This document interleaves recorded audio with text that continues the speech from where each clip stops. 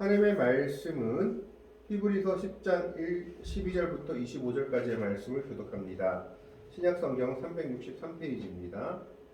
신약성경 363페이지에 있는 히브리서 10장 12절로부터 25절까지의 말씀 교독을 합니다.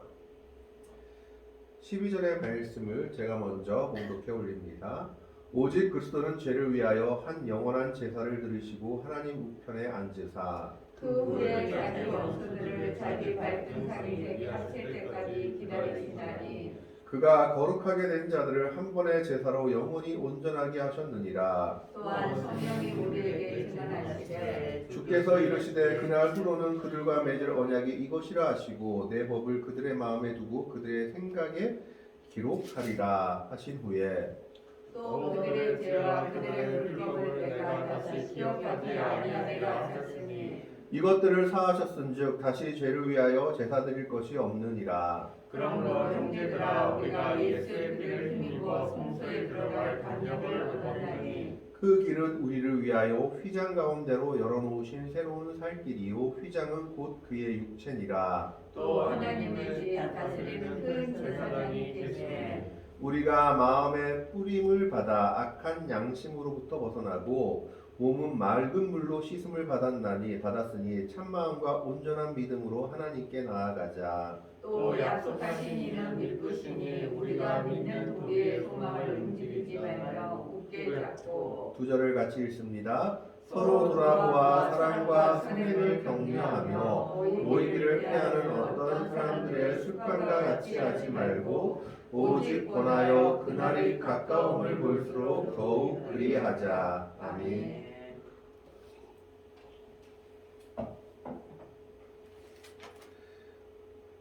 아주 옛날에 하나님께서 세상 만물과 동식물을 지으실 때였습니다. 저녁 무렵이 되어서 깊은 생각에 잠기신 후에 잿빛털을 가진 조그마한 새 한 마리를 만드셨습니다. 그리고는 그 이름을 진홍 가슴새라고 이름 붙여주셨습니다. 이 새가 하나님께 물었습니다. 하나님, 저는 온통 잿빛털을 가지고 있는데 어찌하여 진홍 가슴새라는 이름을 붙여주셨습니까? 그러자 하나님께서 그 새에게 대답하셨습니다. 내가 참 사랑을 배우게 될 때 그 이름에 합당한 깃털을 가지게 될 것이다. 그 후에 오랜 세월이 흘렀습니다. 어느 날 진홍 가슴새의 둥지 근처 언덕에 십자가가 세워졌습니다.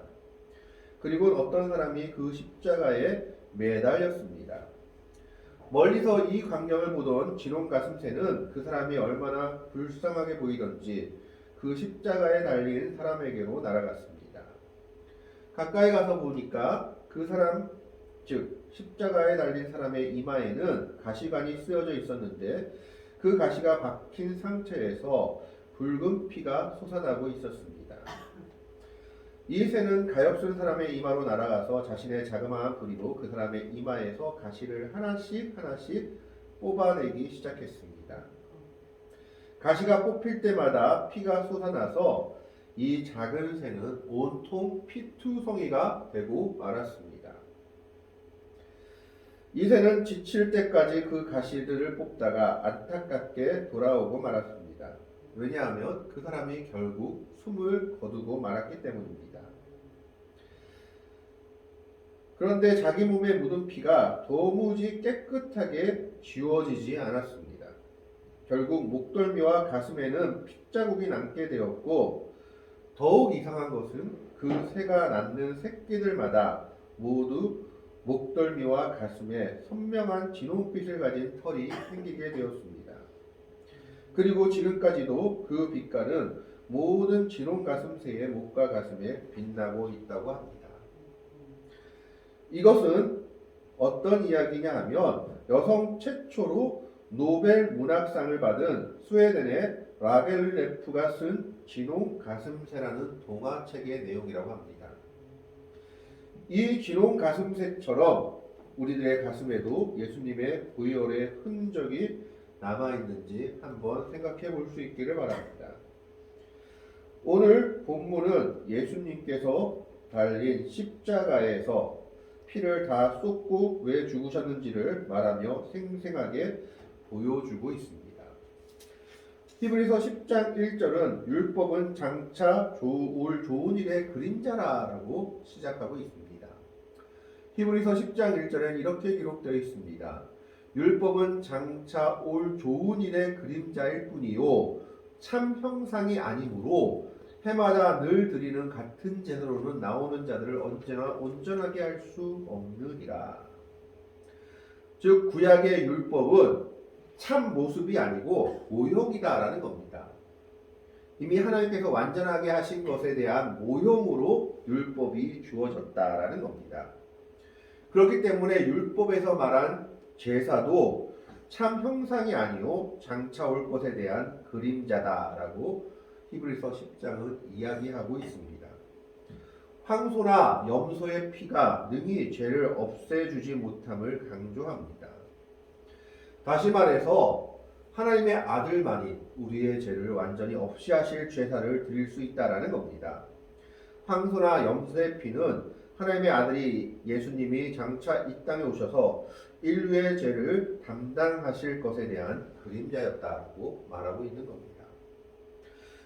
율법은 그 자체로 의미가 있지만 그것이 온전한 것이 아니라 나중에 오실 예수 그리스도의 모형이다라는 겁니다.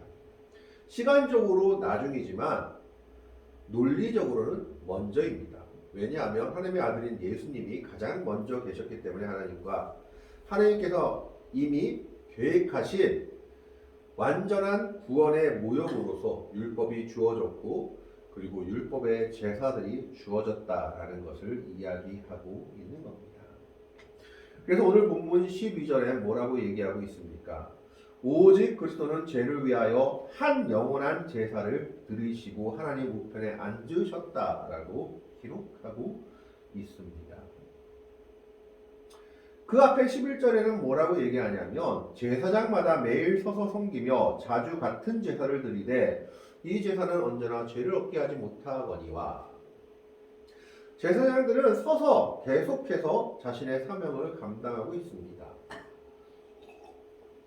그렇지만 그 제사는 한 번만으로 끝나는 것이지 영원한 구원을 주지 못하는 겁니다. 죄를 지으면 또 와서 제사 드려야 되고 또 절기마다 또 와서 피의 제사를 드려야 했습니다. 그러나 오직 예수님만이 어떻게 했습니까? 하나의 제사 그리고 영원한 제사를 드리고 하나의 우편에 앉으셨다. 우리로 하여금 영원한 구원의 은혜를 얻게 하셨다라는 겁니다. 그는 서 있지 않고 하나님의 우편에 앉으셨다라고 말하는 것은 그의 사명이 온전히 끝났다라는 겁니다. 십자가에 달리심으로 자기 보혈을 남김없이 우리들을 위해 흘려주심으로 온전하게 끝났음을 이야기하고 있는 겁니다. 그것이 예수님의 은혜요, 예수님의 사랑이요, 능력이었던 겁니다. 그래서 18절에 이것들을 사하셨은즉 다시 죄를 위하여 제사 드릴 것이 없느니라. 구약은 자신이 죄를 드렸을 때마다 그때마다 가서 제사를 드리고 피로 자기의 죄를 속해야 했습니다. 심지어 대제사장이라 할지라도 그가 성소에 들어갈 때 그리고 지성소에 들어갈 때 피를 묻히고만 들어가야 했습니다. 그렇지 않으면 자신의 생명을 온전히 보존받을 수 없었기 때문입니다.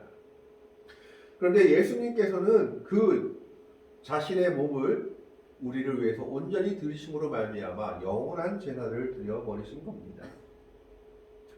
그렇기 때문에 아무것도 아닌 우리들도 하나님 앞으로 나아갈 수 있는 귀한 은혜를 얻게 됐습니다. 예수의 제사로 우리가 얻게 된 은혜가 첫 번째가 뭡니까? 하나님께 담대히 나아갈 수 있게 된 겁니다. 19절의 말씀을 봅니다. 그러므로 현지에들아 우리가 예수의 피를 힘입어 성소에 들어갈 담력을 얻었나니 이 말씀은 무엇을 뜻합니까? 제사장들은 성소에 들어갈 때 물두멍에 손을 씻고 피를 뿌리고 들어가야만 했습니다. 자기를 위해 제사 드리고 피를 뿌리고 들어가야만 했습니다. 특별히 1년에 한 번 대제사장은 성소 안에 있는 구분된 지성소를 들어갈 때 하나님을 만나러 들어갈 때는 온몸에 피를 뒤집어 쓴 채로 지성소에 들어가야만 했습니다. 그렇지 않으면 자신의 죄로 말미암아 하나님께 치심을 받아 그 자리에 죽었기 때문입니다. 피가 없이는 성소에 들어갈 수 없던 겁니다. 그런데 그것이 언제 그쳐졌느냐? 예수님께서 십자가에 돌아가셨을 때 그쳐졌다라는 겁니다. 20절 말씀을 봅니다. 그 길은 우리를 위하여 휘장 가운데로 열어놓으신 새로운 살 길이요 휘장은 곧 그의 육체니라. 이게 무슨 말입니까? 성소 안에 들어가면 성소와 지성소가 나눠져 있습니다. 성소가 이만하다 하면 맨 앞에 지성소 자리가 있으면 그것을 휘장으로 막아놨습니다. 지금으로 하면 이런 커튼 같은 거로 성소와 지성소를 막아놨다라는 겁니다. 그래서 그 지성소는 아무나 들어갈 수 없었고 1년에 한 번 대제사장만 들어가서 하나님께 제사 드릴 수 있었습니다. 그것도 온몸에 피를 뒤집어 쓰고 자신의 죄를 가리운 채로 들어갈 수 있었던 겁니다. 그러나 성경은 예수님께서 십자가에 돌아가셨을 때에 그 성전 휘장이 위에서부터 아래로 찢겨졌다라고 기록하고 있습니다. 지성소가 이제는 완전히 열리게 된 것입니다. 예수 그리스도의 피로 말미암아 우리가 하나님께로 담대히 나아갈 수 있게 되었다라는 것을 말하고 있는 겁니다. 그 전까지는 대제사장만 1년에 한 번 피를 뒤집어 쓴 채로 하나님을 만날 수 있었다면 예수 그리스도의 보혈의 은혜로 말미암아 우리는 성소에 들어갈 담력을 얻다는 것은 그리스도의 피로 말미암아 담대히 하나님 앞으로 나아갈 수 있고 하나님과 교제할 수 있는 길이 은혜로 인해 열렸다라는 것을 말하고 있습니다. 그리스도께서 온전한 곳으로 오셔서 우리를 위해 십자가를 지시고 돌아가심으로 말미암아 온전히 우리를 위해서 보혈을 흘리심으로 말미암아 단 한 번의 완전한 제사를 드림으로 말미암아 우리는 하나님 앞에 능히 나아갈 담력을 얻었습니다. 바로 예수의 피를 힘입어 그 담력을 얻었다라는 것을 얘기하고 있는 겁니다. 예수의 피 때문에 우리가 구원을 받게 됐고 예수의 피 때문에 우리가 하나님의 은혜를 얻게 되었고 예수의 피 때문에 우리가 하나님 나라의 백성이 되었고 천국 소망이 이루어질 수 있게 되었다라는 겁니다. 그 전까지 구약에서는 날마다 죄를 지으면 자기 대신 동물을 죽이는 제사를 통해서 죄가 용서받을 수밖에 없었다면 이제는 완전한 제사를 드리신 예수 그리스도를 믿음으로 말미암아 그 보혈이 우리를 깨끗게 해주셨고 우리를 담대하게 하나님 전 앞으로 하나님의 전으로 나오게 했다라는 겁니다. 지금 우리가 이렇게 교회 모여서 예배드릴 수 있는 은혜도 그리스도의 보혈의 능력으로 인해서 그리스도의 보혈의 은혜로 인해서 하나님 앞에 나와 하나님 앞에 예배드릴 수 있던 것입니다. 그 이전에는 감히 하나님 앞에 나아갈 수 없었던 우리들입니다. 그러나 그리스도의 은혜가 우리로 하여금 담대하게 하나님께로 나아갈 수 있게 하였다라는 겁니다.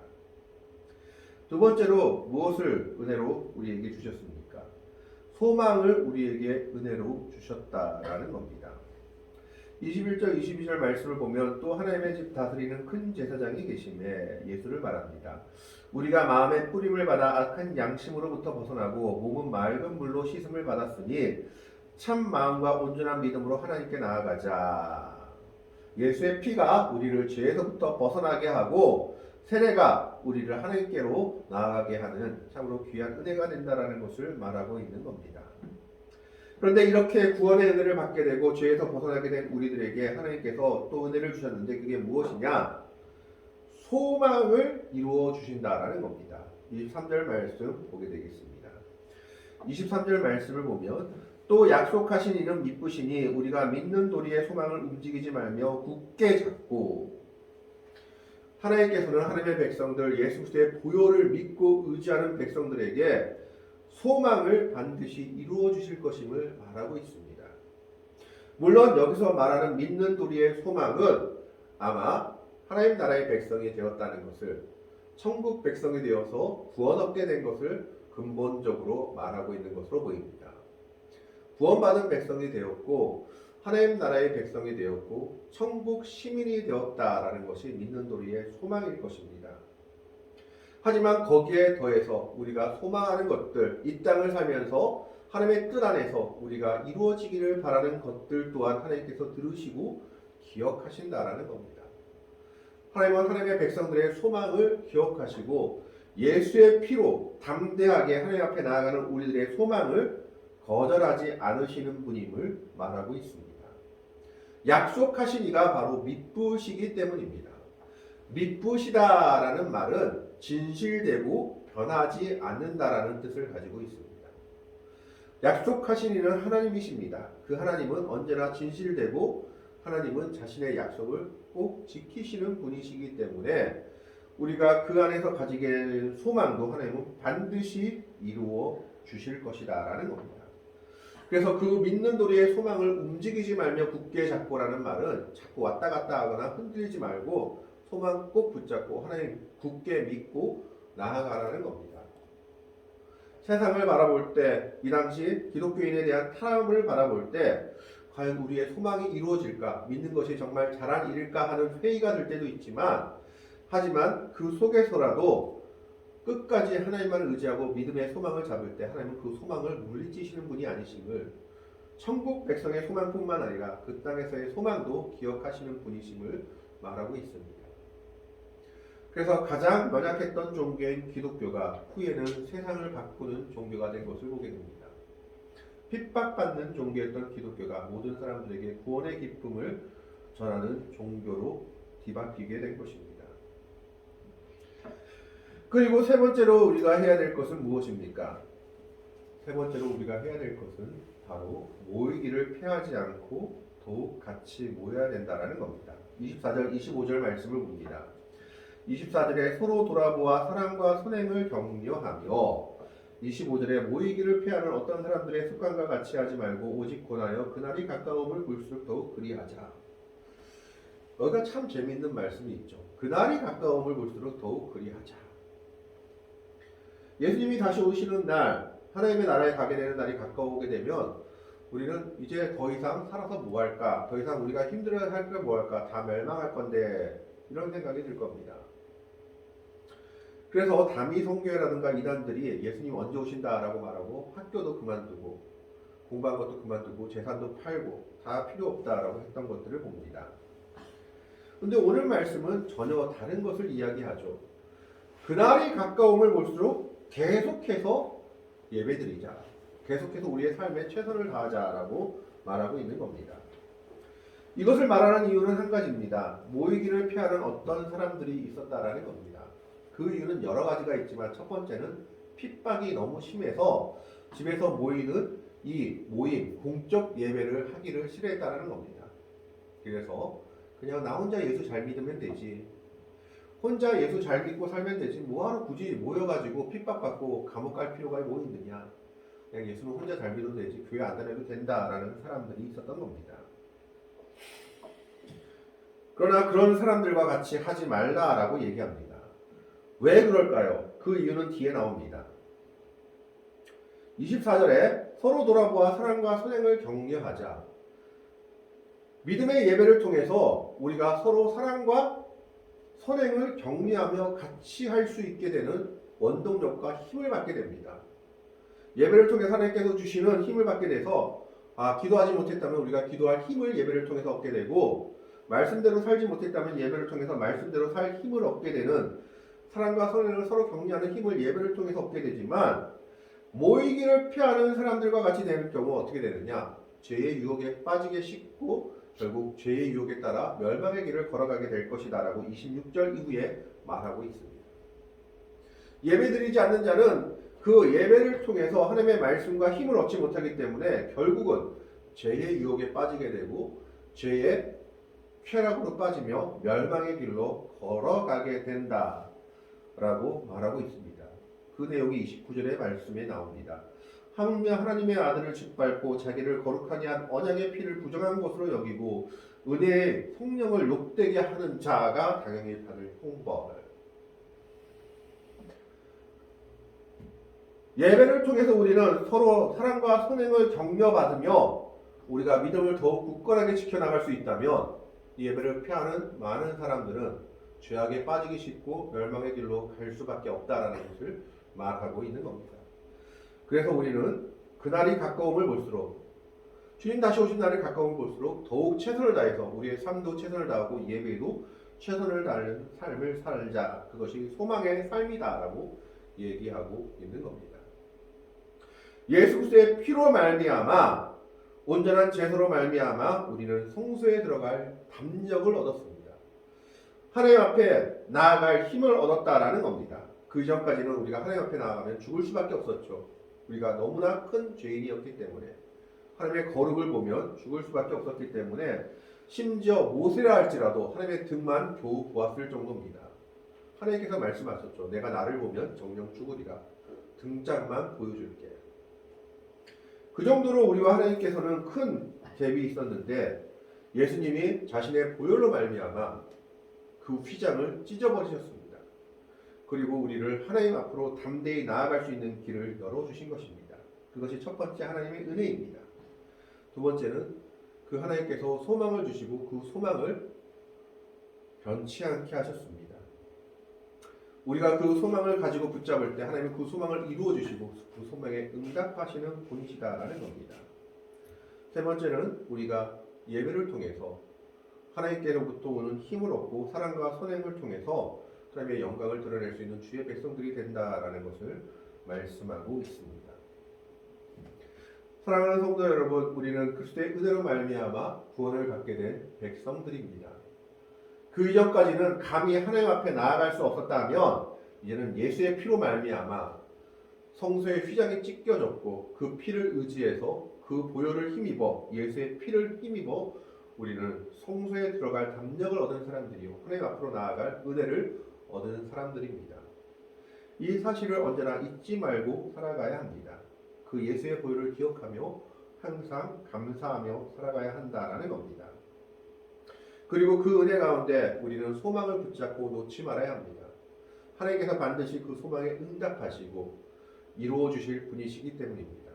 세상을 바라보며 그 소망은 헛된 것 같지만 하나님을 바라볼 때 하나님께서는 그 소망 가운데 반드시 역사하십니다. 세 번째로 우리는 그리스도의 피로 구원 얻은 백성들이기 때문에 예배를 등한시해서는 안 된다는 겁니다.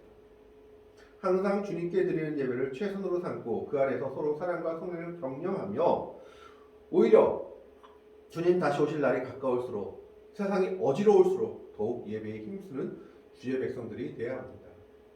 예배를 통해서 우리가 하나님께서 주신 새로운 힘을 얻고 사랑과 선행을 서로 격려하며 하나님의 뜻을 이뤄나갈 수 있는 귀한 능력을 받을 수 있기 때문입니다.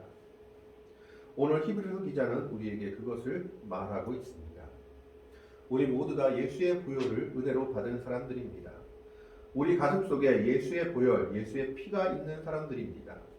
그런 우리들은 그 피를 힘입어 성소에 들어갈 담력, 하나님 앞으로 나아갈 은혜를 얻은 복된 백성들입니다.